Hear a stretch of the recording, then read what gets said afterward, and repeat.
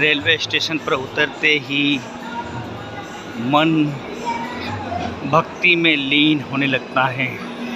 यहाँ की हवाओं में ही एक ऐसी कशिश है जो मन को भक्ति में कर देती है। जय गंगे मैया की।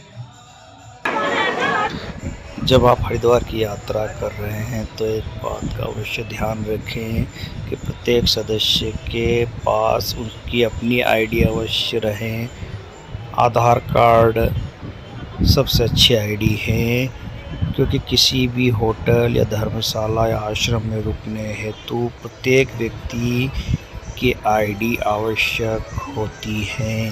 हरिद्वार से बद्रीनाथ, केदारनाथ, गंगोत्री, यमुनोत्री की बसें मिलती हैं। इन बसों को यदि आप पकड़े तो सुबह जल्दी पकड़े, क्योंकि यदि आप हरिद्वार से बद्रीनाथ जाना चाहते हैं तो वह गाड़ी शाम तक पहुंचेगी। अगर कहीं बीच स्थान पर रुक गए आप तो रात में गाड़ी नहीं चलती हैं। इसी प्रकार हरिद्वार से केदारनाथ की गाड़ी भी सुबह जल्दी मिलती हैं, जो कि आपको शाम होते होते 5 बजे तक गौरीकुंड तक छोड़ देती हैं।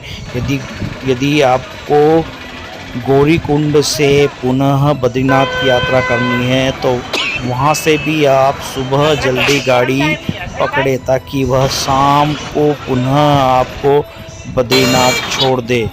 इसी प्रकार यदि बद्रीनाथ से गंगोत्री के लिए गाड़ी पकड़ना है तो वो भी सुबह जल्दी पकड़े, ताकि आप शाम होते होते गंगोत्री पहुंच जाएं, क्योंकि रात में पहाड़ों पर गाड़ियों का आवागमन बंद रहता है, सुरक्षित नहीं मानी जाती हैं। अतः किसी भी डेस्टिनेशन पर आप सुबह जल्दी निकलें। यदि आप 7 या 8 लोग एक साथ घूमने निकले हैं तो पैकेज में पूरी बस कर लें, जो आपको बद्रीनाथ, केदारनाथ, गंगोत्री, यमुनोत्री घुमाकर वापस हरिद्वार या ऋषिकेश छोड़ दे। और यदि आप अकेले हैं तो भी यहाँ से प्राइवेट बसें मिलती हैं, जिनमें बैठ कर के आप अलग अलग बिना पैकेज के यात्रा कर सकते हैं। हरिद्वार से गौरीकुंड और गौरीकुंड से फिर आपको पैदल यात्रा करनी होगी केदारनाथ की। केदारनाथ से फिर गौरीकुंड आना होगा, वहाँ से आपको बद्रीनाथ के लिए डायरेक्ट बस मिलेगी और बद्रीनाथ से गंगोत्री के लिए बस मिलेगी और गंगोत्री से यमुनोत्री के लिए भी आपको बस उपलब्ध रहती हैं। यदि आपके पास समय अधिक है तो केदारनाथ की यात्रा के पश्चात आप मद महेश्वर आदि पंच केदार महादेव के मंदिरों के दर्शन भी कर सकते हैं। केदारनाथ में ही मनसा देवी और चंडी देवी के 2 मंदिर पहाड़ियों पर स्थित है। इन पर रोप वे का एक संयुक्त पैकेज एक साथ टिकट खरीद के आप यात्रा कर सकते हैं। इसके अतिरिक्त इन मंदिरों पर आप पैदल भी यात्रा कर सकते हैं। हरिद्वार में ही सबसे बड़ा घाट हर की पौड़ी माना जाता है। यहाँ पर दूर दूर से आकर के लोग स्नान करते हैं। बहुत अधिक भीड़ वाला घाट है।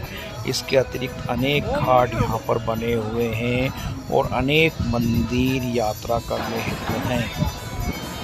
हरिद्वार एक हिंदुओं का सबसे बड़ा तीर्थ स्थल होने के साथ ही यह एक पर्यटन स्थल भी है, क्योंकि यहाँ पर प्राकृतिक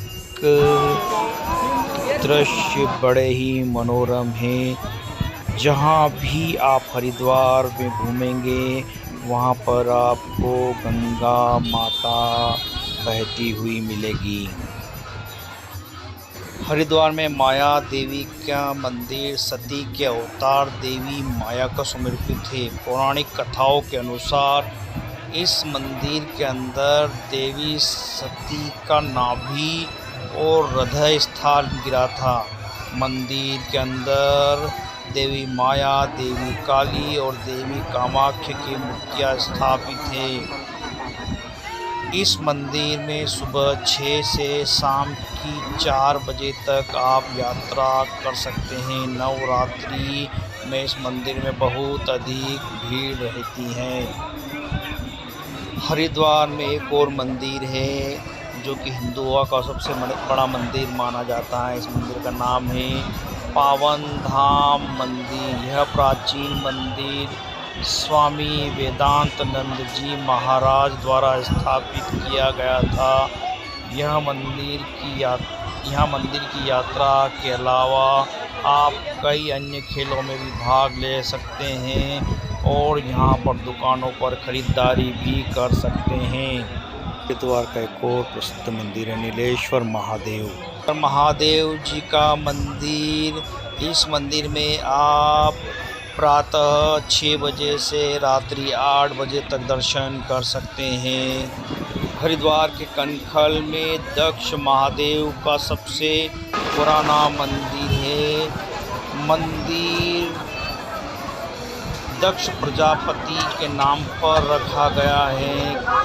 दक्षेश्वर महादेव मंदिर के नाम से भी जाना जाता है और यहाँ पर वो प्रसिद्ध कुंड है जिस कुंड में माता सती हुई थी और यहाँ के गंगा नदी के घाट को दक्ष घाट के नाम से जाना जाता है। इस मंदिर पर सुबह 6 से रात के 8 तक दर्शन कर सकते हैं।